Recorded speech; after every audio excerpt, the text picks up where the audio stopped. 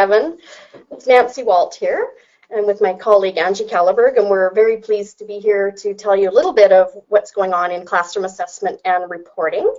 We'll give you a slide that shows a bit of the overview here. So this is what we'll present to you, give you a bit of curriculum and assessment context, focus a lot on the classroom assessment work that Angie's leading, and regarding some supports for classroom assessment. We're looking at 3 things here. We'll give you a bit of an update on using a framework to design classroom assessments based on the new curriculum, core competencies and where that's going, and classroom assessment video work that's underway. We'll delve a little bit into the plans for reporting, because these are very connected areas, or communicating student learning, if you will, and show you a bit of where our website is and where material goes up online, and hopefully leave a bit of room for questions at the end. We will be gathering the questions too and getting responses back to the BCPBPA as well. So we've received those from other webinars, so you can be sure we'll do our best to answer all your questions. So I'm going to do a couple of the context slides at the beginning and then hand a lot of it over to Angie around classroom assessment. This is just a slide to remind us that we have a change curriculum model, and that really is a know, do, understand model. And this is really what's going to be the context and impact towards aligning all forms of assessment. So this is really our foundation piece that causes us to think about assessment differently. And with the greater emphasis on the curricular competencies in our model, this will play into assessment and reporting as well. We see that as having an impact there for sure. Next slide. Another context piece we just like to put into play here is something we're working on. This is evolving. We like to call this our BC's assessment system, and we're trying to come up with a set of goals and principles and such that we can tie all of our assessment programs to, whether it's our provincial assessment, classroom assessment and reporting, or our national, international assessments that we're involved in. So how can we tie all of these together, all in support of informing student learning? So we've got some strategies underway. We are working on a paper around this, and there'll be more coming out. But we're really looking at coming up with three goals for this assessment system, an assessment system that's coherent and balanced. So each program is unique and provides a particular lens to understanding student learning. And together the programs provide a balanced, valuable, and timely information. So that's a goal we're reaching towards. And I think we like to think this is balanced in the right way, and it has the emphasis in the right places. So you can see the classroom assessment reporting circle there is bigger than the other two, and there's a lot of emphasis on that at this point in time in our province, which is a good thing. We want our programs to be empowering, so assessment and the communication of assessment information should be strength-based, empowering, motivating. Our proficiency-based assessments, they provide feedback on the learning that's about learners' potential and not looking at deficits. So you're really seeing this play out in some of our provincial assessments, where we're looking at proficiency scales for reporting out on those results, and I think we'll see these trends continue into the classroom assessment world too. And all our assessment programs are principled. They're guided by a set of educationally sound principles. And those principles are ones we're looking at here. We assess what's valued. That's got to be at the heart of our assessment activities. Of course, aligned with curriculum. We've said that right from the beginning of this transformation. As this curriculum unfolds, assessment will follow suit. We support equity and inclusiveness, approaches and embrace the diversity of learner differences, and providing the timely, meaningful information. We're really putting some focus on this one, especially in our provincial assessments, but that really fits with the classroom assessment world and reporting, but looking at how we can provide timely, meaningful information, and they're all technically sound. They meet relevant standards of quality so that there's reliable, valid information out of those assessments. So I think stay tuned for more information from the ministry on this assessment system, where we're trying to capture these notions. And there's a bit of a paper coming out for review and feedback for the system. So what does this mean in the context of BC's new curriculum? What's occurring in these 2 key program areas? So in terms of classroom assessment, we're really looking at the emphasis on supporting teachers in their ongoing classroom assessments embedded in the curriculum. So that's a focus. Trying to think provincially, where do we support that?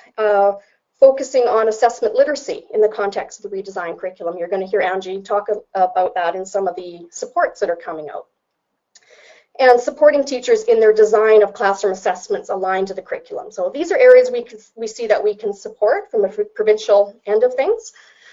And then on the other side of things, our provincial assessment program, now we only have the 4 provincial assessments. In the life of a student's schooling, we have the redesigned FSA at grades 4 and 7, which is going on at the moment out in schools.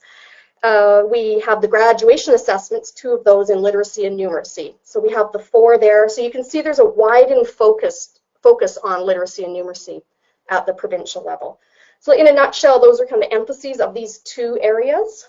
And now I'm going to shift it over to Angie, who's going to take us into the developments in classroom assessment. And then I'll come back and speak a little bit on the reporting piece. Great. Thank you, Nancy. So some of the key research-based concepts that have been shaping that focus that Nancy was mentioning on our classroom assessment activities, they include things like acknowledging how assessment and evaluation are these very integral parts of instruction, and Nancy spoke to how they empower student learning. Research also strongly supports this emphasis on classroom assessment.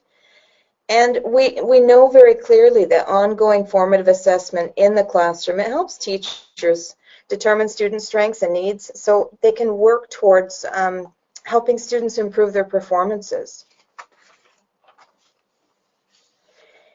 In the classroom, individual teachers, they get to decide what to assess, how to assess it, and how to respond to that information that they gain through assessments.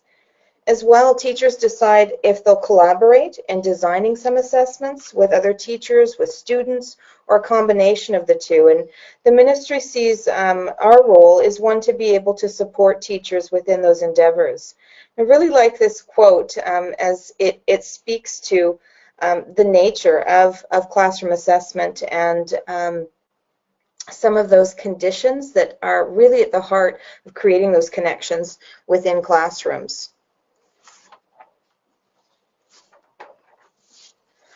Key to planning the supports for teachers within classroom assessment has been consultations for us with a classroom assessment and reporting advisory group. The purpose of that group has been to provide a field perspective that includes advice to the ministry on classroom assessment and reporting program. Regarding the makeup of the group, it's comprised of about 40 teachers, administrators, and school district staff. Specifically, we have about 6 members from BC PVPA. We have membership from BC SSA, the BCTF, FISA, the Independent School Association, and from FINESC, just to name a few. And this consultation represents grades K through 12 from across the province. This advisory group, it's met several times over the last year to advise the ministry on how best to provide some guidance and support to educators regarding where we might go in the areas of classroom assessment and reporting. So thinking about some of the supports for classroom assessment and thinking about that collaboration with the classroom assessment and reporting advisory group, this first concept that I'm going to talk to you about is a draft one, and it's really drawn from conversations from that advisory group, along with feedback that we've received from the field, asking for assessment supports that are specific to individual areas of learning. So in response to that, we've been exploring a draft concept that we're referring to as a framework for designing classroom assessments. This framework is, as I mentioned, it's a draft. It's being co-constructed with teachers who've worked with us on curriculum development. So they bring a lot of curriculum expertise and knowledge, not just to a subject area, but as well to understanding the curriculum model itself. The framework is one of many models that teachers could choose whether or not to use as they think about supports in helping them design classroom assessments. So I'd like to just tell you a little bit about the draft model itself. The image that you see On the right hand of your screen is the graphic that shows the representation of the framework. A few of the key pieces that I'll mention, though, is that the framework is built on principles of criteria and referenced assessment, drawing from curricular competencies, and as Nancy mentioned earlier, that is the emphasis in our Know, Do, Understand curriculum model, and how this is being drawn into how we're viewing opportunities in assessment. Criteria categories are really drawn from those curricular competencies, and they can provide a high-level roll-up of the competencies. From there, from these criteria categories, then criteria can be created that is focused on key evidence of learning using a strength-based approach. So that really speaks to what students are able to do by a specific grade or grade band within a specific area of learning. And then from there, those criteria, they can be used for a variety of classroom assessment applications. So the concept really speaks to the what of curriculum as it moves it towards the how well within assessment. I have a few examples to speak to this and explain this a bit further. I know from the graphic it's a little bit difficult to see some of the example applications, so this is just showing you a bit of a more up-close focus on potential applications that could be created using the framework, and they're really numerous. What we've captured here, though, is it could include things like a continuum, frames for self-assessment, variety of rubrics or proficiency scales. We think that it has some real application towards reporting categories, as well as could be used to establish some design specs, depending on your assessment. We think that it would be supportive both for reflection prompts, teacher peer feedback, interview conference guidelines, observation categories, and the list could go on. The point being that once you have criteria categories and you've drawn criteria from that, the applications really become quite endless, and the teacher gets to decide what their purpose is and how they would choose what application might best suit that particular purpose. So as I mentioned earlier, the criteria categories, they are based on the curricular competencies within learning areas and grade levels. While they are associated with areas of learning, they also could facilitate some cross-curricular assessment. And overall, the criteria categories, they reflect key competencies within the area of learning, and they're the same from K through 12. So if a teacher would choose to use them, over time they could have a high level of familiarity with the categories, and then they can go ahead and choose to what extent they would like to use particular categories, again, depending on what their assessment purpose is.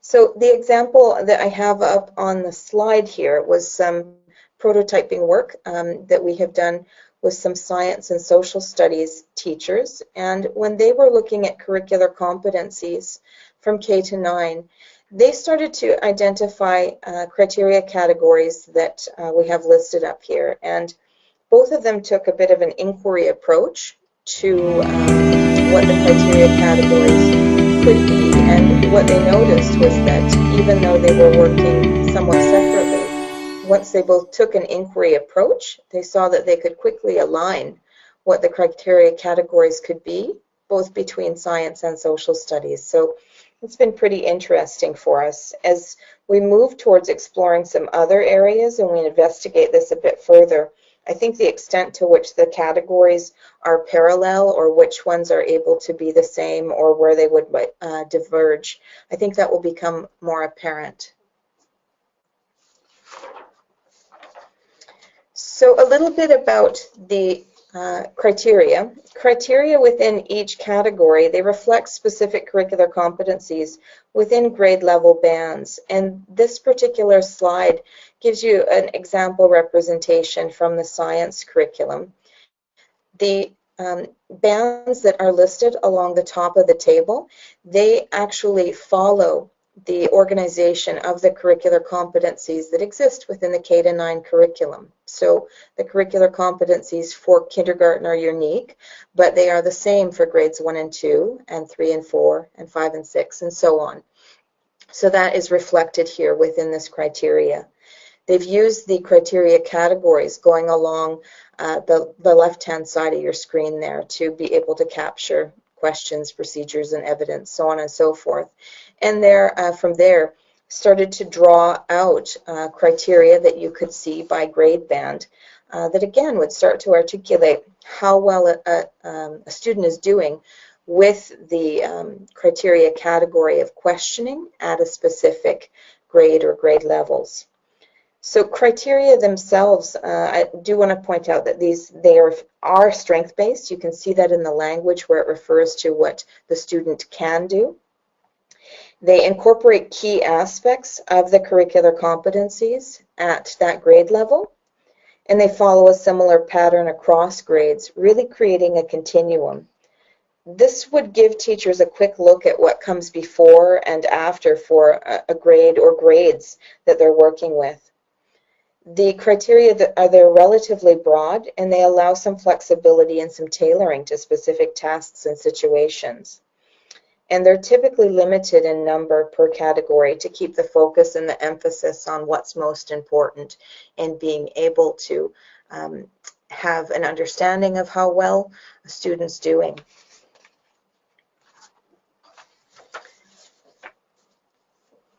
The classroom assessment framework, it's designed to support learning through formative assessment. So you can see that the focus really is on assessment for learning here. The criteria categories and the criteria, they can be applied in a variety of ways to be able to design and facilitate whole class, group, and individuals assessments. They can be used to create some assessment instruments. They can be used for developing tasks, and they could be used to communicate about student learning. So the example that I have up here is, again, from science, and this one is a proficiency scale that's focused on the grade 7-8 level, specifically looking at questioning, and it's mirroring the proficiency scale that we're looking at for the graduation literacy and numeracy assessments. We'll see that at the top indicated with emerging, developing, proficient, and extending. And it starts to articulate at the grade 7 level, when focusing on the criteria category of questions, what would that criteria look like? And the feedback from the teachers that we've been working with on this prototype has been that once the criteria were developed, it was very easy for them to move into something like this. They found a high level of utility. So we're really excited to be able to explore this a bit further with other areas of learning and to see where future opportunities exist there. With respect to this work and where to next for this draft concept, we envision that we'll be completing a background paper that is able to describe the framework and provides a bit of foundation and context for what the graphic really represents. We'd like to continue to prototype this work with science and social studies, and then also English language arts, and broaden it to include arts education and math. Overall, it would be really great for us to determine if some of these criteria categories work well for all areas of learning, and specifically I'm thinking about the communication one, for example. So being able to test these a bit further and continue that prototyping process is really key for what happens next. We'd also like to develop more example applications for K-9 to begin to show further possibilities that exist once you have criteria and where a teacher may want to go to next from there. And then the final piece being very key to this is we'd like to consult and share this particular prototype for ideas and input and see if this resonates as a support towards classroom assessment for teachers. Other pieces that we wanted to highlight for you here were about the core competency revision and finalization. We're really anticipating that we'll have a phased approach for this work over the next 2 years, and we think that this will include a revision process that's very responsive to the feedback and also involves teachers and gives consideration to implementation supports. We'd like the process to also include some recommendations for us for the graduation years and consideration of international directions and global competencies, so we're ensuring some alignment there. I'll also mention what we're doing with the assessment literacy video. And then I'm going to turn it back to Nancy so we can have a bit of time to talk about reporting. So the assessment literacy video, these you may have remembered that we started talking about these earlier this spring, and we're thinking about this as an opportunity to create both some videos and booklets that would be designed to be able to answer some essential questions around assessment topics and provide a variety of perspectives, ideas, and expertise, both from BC teachers and them providing their expertise as classroom assessment experts, as well as some other assessment experts. And this work has really been focused to date on the first one, which is an assessment literacy video.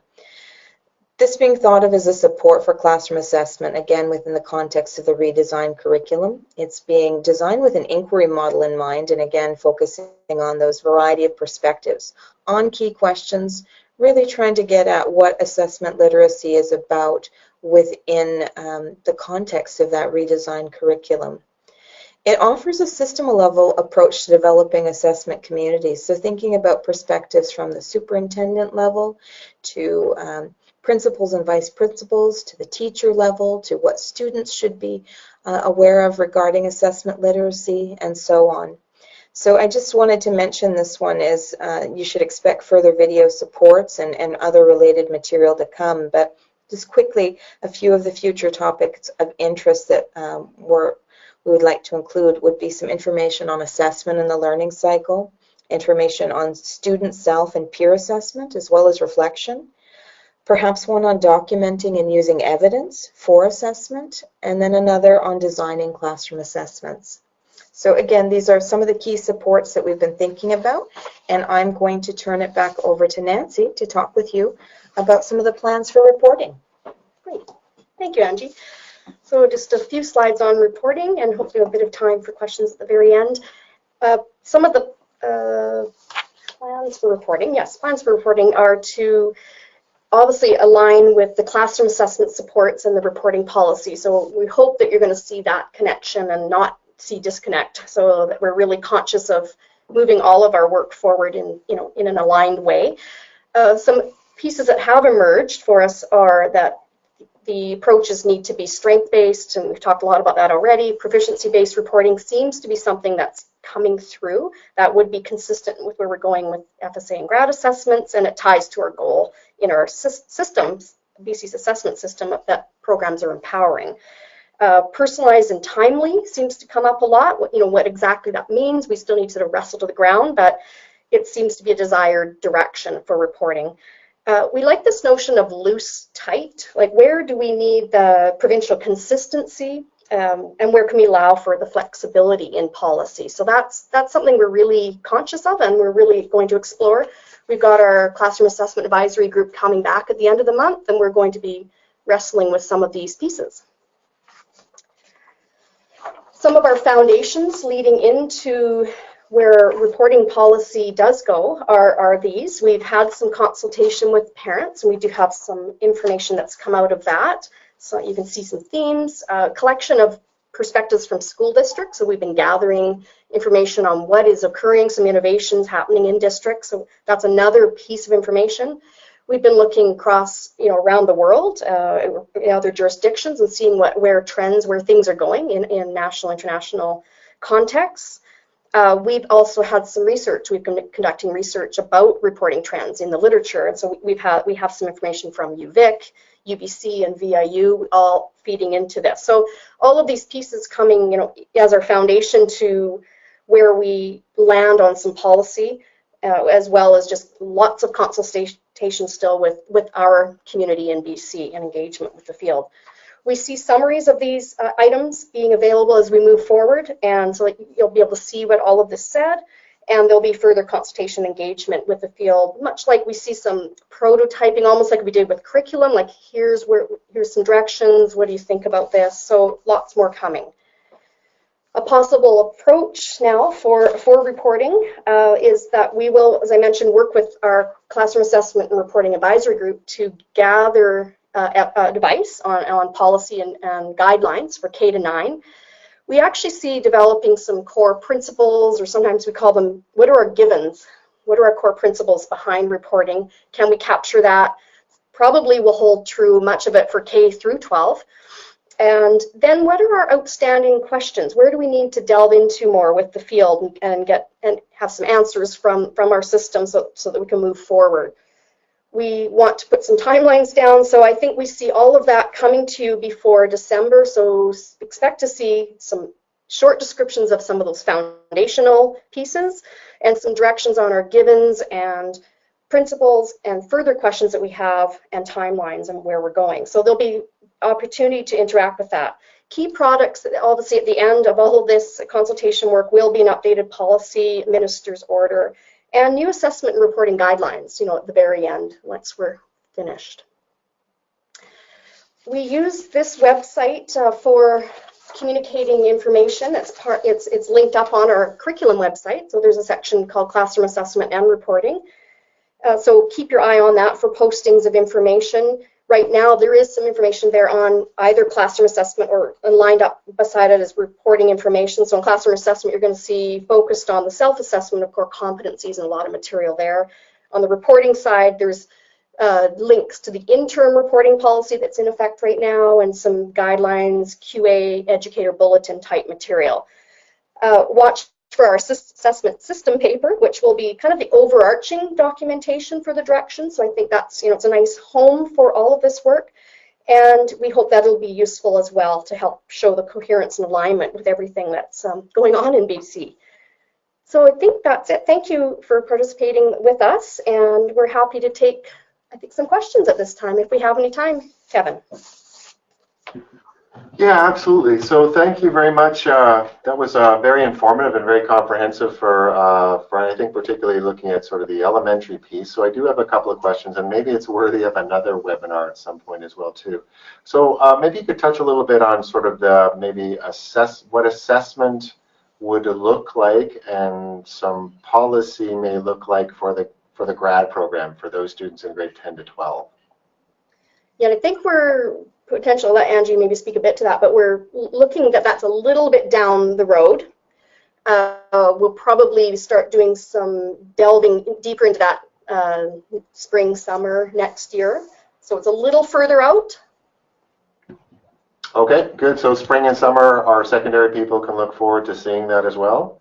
Yes. It's definitely on our radar. I think we're just really looking to have a focus on the K to 9 right now and to understand what lessons we can learn from there that might have some impacts and some advice for us as we consider 10 to 12.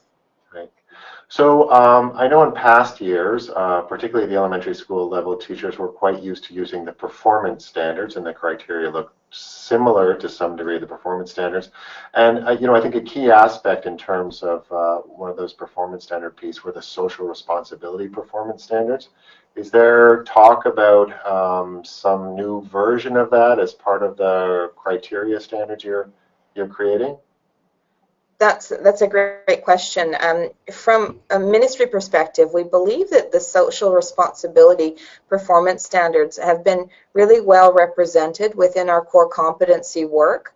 So that one wouldn't necessarily be an area of focus for us, as again, we feel like the core competency really address that piece. But for the other performance standards, we do know that we hear very often that there's questions and interest in what will happen to those, and that they're very much still in use in our province.